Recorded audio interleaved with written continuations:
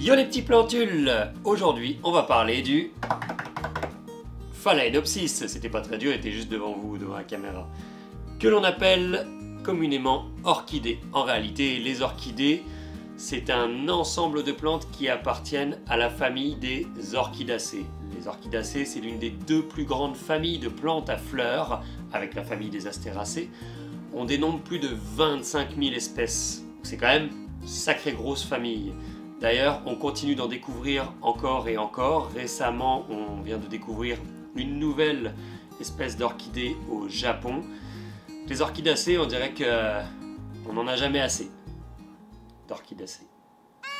Voilà. Ok, alors le Phalaenopsis, ça fait un petit moment que je veux faire une vidéo sur cette plante parce qu'il y a quelques mois, je suis passé en magasin puis j'ai vu ça.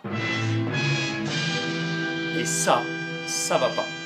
Pour commencer, les fleurs que l'on voit, elles sont teintées. Clairement, elles ont des couleurs flashy, pétantes, un peu trop uniformes pour des Phalaenopsis. Ce qui se passe, c'est qu'en fait, souvent, on va injecter, par exemple, pour avoir des fleurs bleues pétantes comme ça, on va injecter du bleu de méthylène, un petit peu en intraveineuse, dans la hampe florale de l'orchidée. Le bleu, il faut savoir que c'est vraiment une couleur très difficile à obtenir dans les fleurs. Donc une couleur bleu électrique comme ça, c'est quasiment impossible, ça n'existe pas. Méfiance avec ça, méfiance avec les fleurs qui peuvent être teintées comme ça. Ensuite, et c'est là vraiment le plus gros du problème, c'est ça. 5 glaçons par semaine. Alors ça fait trop longtemps que j'entends dire que les orchidées, on peut les arroser en leur balançant 1, 2, 3, 4, 5 glaçons sur la tronche. Non, non, non et non. On n'arrose pas une orchidée en lui balançant un seau de glaçons sur les racines. C'est pas le Ice Bucket Challenge de l'orchidée.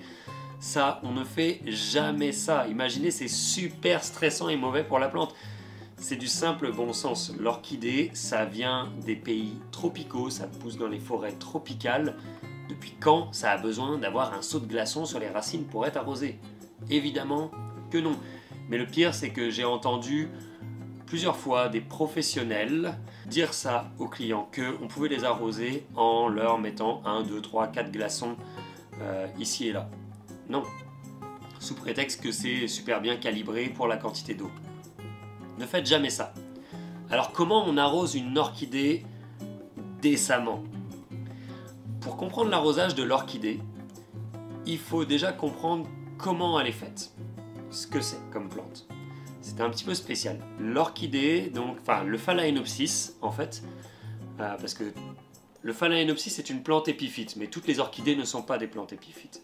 Épiphyte, ça veut dire qu'elle va pousser surtout dans les arbres et elle va avoir des racines aériennes. C'est pour ça que on ne met jamais une orchidée dans un pot compressé dans la terre. Les racines, elles vont pas aimer ça du tout, ça ne pousse pas dans la terre. Donc l'orchidée va toujours être vendue dans des pots avec un substrat très léger, soit de la mousse de tourbe, soit dans un substrat spécial orchidée qui va être principalement composé d'écorce. En réalité, les racines de l'orchidée, vous voyez, elles sont recouvertes d'une couche de cellules mortes qui vont faire ce petit voile blanc qu'on voit sur la racine. C'est ce qu'on appelle le vélamen. Le vélamen, il va avoir pour rôle de garder l'humidité autour des racines, puis aussi ça va avoir un rôle un peu spongieux d'absorber l'humidité dans l'air ambiant. Je rappelle que la plante initialement pousse dans les forêts tropicales où l'air ambiant est rempli d'humidité. Donc ça a une fonction d'absorber l'eau dans l'air ambiant et aussi une fonction protectrice dans le sens que ça empêche à la racine de subir une dessiccation, donc de se dessécher. Il n'y a que sur la pointe de la racine que là on peut voir le bout de la racine est vert. Ici on peut le voir sur celle-là, elle a comme une petite tête de cobra. On voit que le bout de la racine est encore vert, il n'a pas encore de cellules mortes. Petit truc aussi, j'ai jamais pu retirer l'étiquette parce que ici j'ai une racine qui est collée sur l'étiquette. En fait, les racines de l'orchidée vont épouser à la perfection le support sur lequel elles se mettent, si bien qu'elles s'accrochent solidement au support. Donc là, je suis incapable de retirer l'étiquette plus que ça, sinon je vais juste abîmer la racine.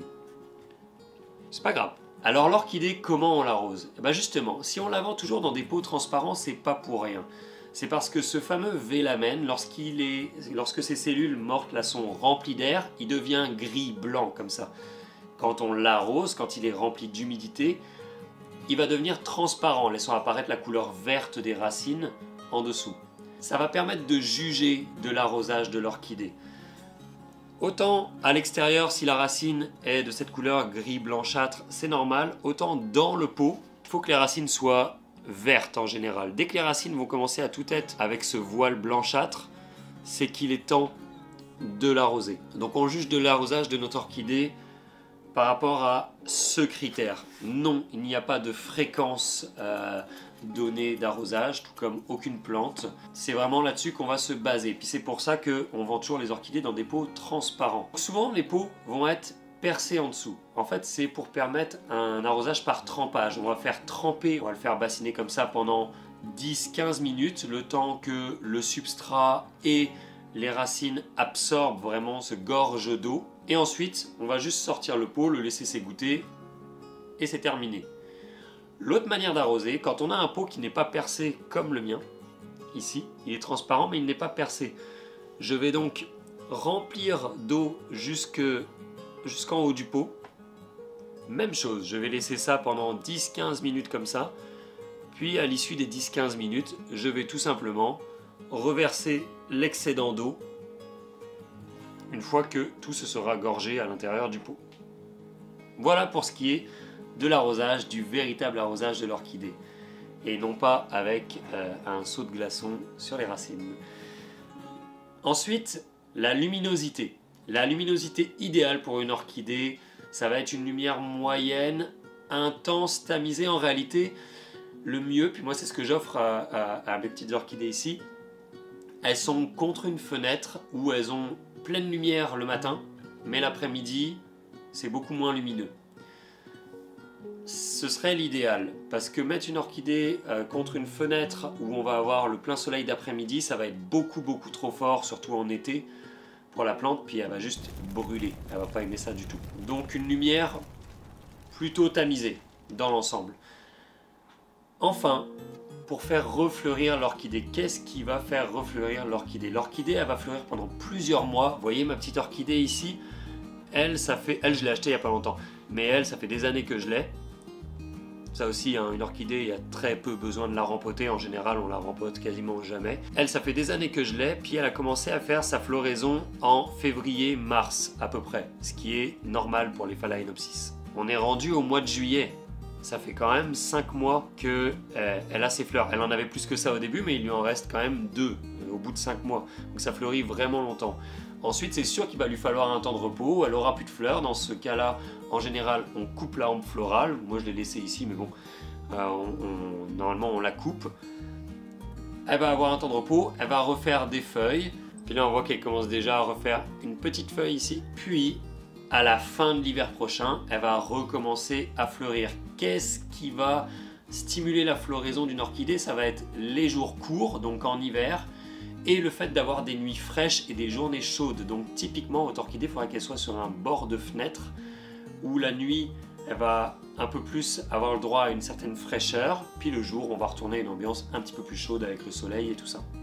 C'est ce qui va vraiment l'aider à refleurir.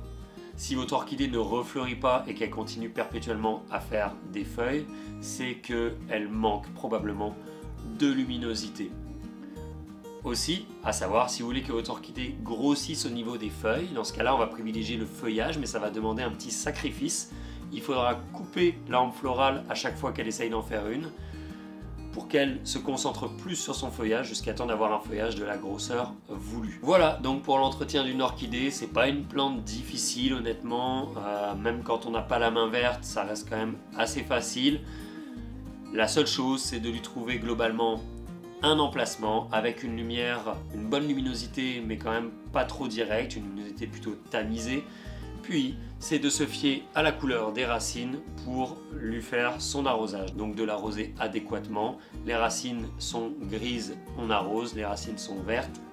Tout va bien dans le pot. Encore une fois, je précise, les racines qui sortent du pot, qu'elles soient grises, ça c'est tout à fait normal. On n'a pas le taux d'humidité dans nos maisons qu'il y a dans la forêt tropicale, donc c'est sûr que quand elle est à l'extérieur du pot, la racine reste grise, il n'y a pas à s'inquiéter. Et non, on ne coupe pas les racines qui sortent du pot. Sinon, on va juste blesser la plante, puis en plus, c'est la porte ouverte à plein de pathogènes, donc on fait jamais ça. Voilà pour l'orchidée, le Phalaenopsis en fait plus précisément. Là-dessus, je vous souhaite une excellente journée. Prenez soin de vous, prenez soin de vos plantes, prenez soin de vos orchidées, prenez soin de la planète. L'avenir appartient à ceux qui végètent. Bye!